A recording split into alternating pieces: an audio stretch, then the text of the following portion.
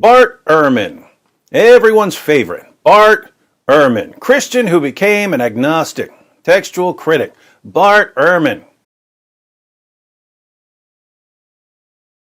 I started out as a evangelical Christian.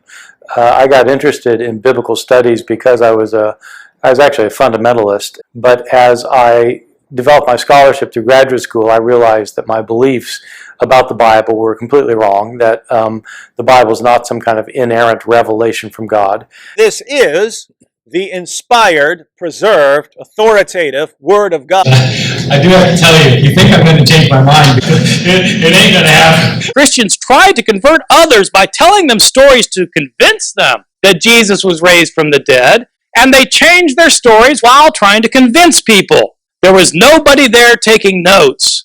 Some of the stories were invented, many were changed. We know the stories got changed because there are numerous differences in our accounts that cannot be reconciled with one another. Read one story in Matthew and the same story in Mark and compare your two stories and see what you come up with. You come up with major differences. You will find that there are stunning differences. With the New Testament, though, you have all these thousands of manuscripts that are all different from each other. You cannot help but begin to find discrepancies all over the map. There are too many discrepancies. Oh, Christians had no choice but to call Jesus the Son of God because Jesus was identified as the Son of God by an unparalleled cloud of witnesses. Not by people who were eyewitnesses. None of the authors were eyewitnesses. These gospel writers were not the disciples of Jesus. People, of course, call the gospel books Matthew, Mark, Luke, and John. They call them Matthew, Mark, Luke, and John because we don't know who wrote these books, and there's no point calling them Sam, Fred, Jerry, and Harry. Whoever put that title on it was an editor later. The original books are all anonymous, written in the third person. Moreover, the followers of Jesus were Aramaic-speaking peasants from Galilee. These books are written in Greek by highly educated, rhetorically trained writers. In John 11, Jesus said to her, I am the resurrection and the life. He who believes in me will live even if he dies, and everyone who lives and believes in me will never die. Do you believe this? She said to him, Yes, Lord, I have believed that you are the Christ, the Son of God.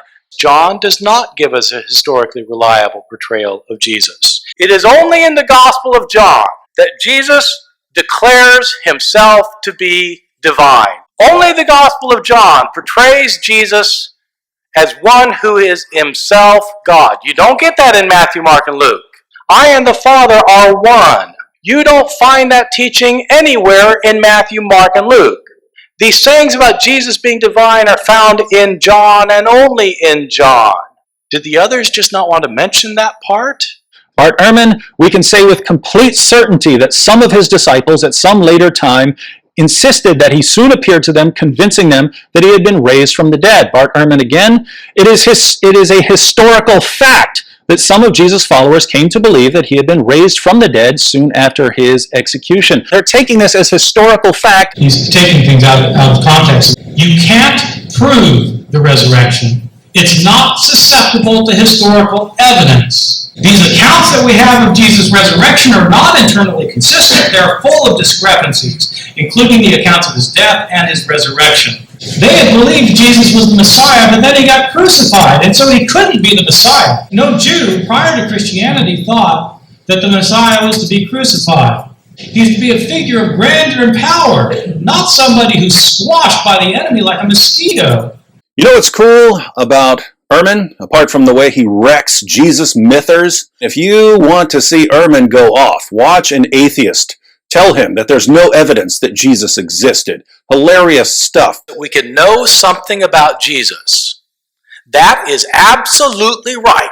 My point is, the Gospels are not historically accurate. Not historically accurate. Not historically accurate presentations of who Jesus was and what he said and did. They might contain historical information, but the Gospels are full of discrepancies, contradictions, and historically false information. Virtually every scholar on the planet agrees with that, except for fundamentalists and very conservative evangelical Christians. He says stuff like this. This is a Facebook post in which Ehrman lists his reasons for loving Christmas. Here at the end, he shares his final reason. The image of God it conveys. The God of Christmas is not a God of wrath, judgment, sin, punishment, or vengeance. He is a God of love, who wants the best for people and gives of himself to bring peace, joy, and redemption.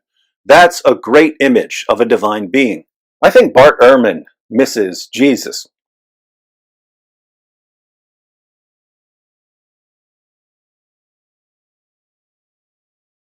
The idea that God had to subject his son to humiliation and pain by having him tortured to death for the sake of others. What kind of barbarian idea is that?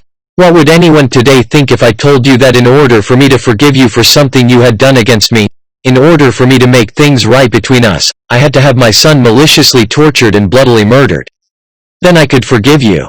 You would think I was literally nuts. The idea that God required a bloody sacrifice of an innocent man in order to forgive others is deeply disturbing to me now.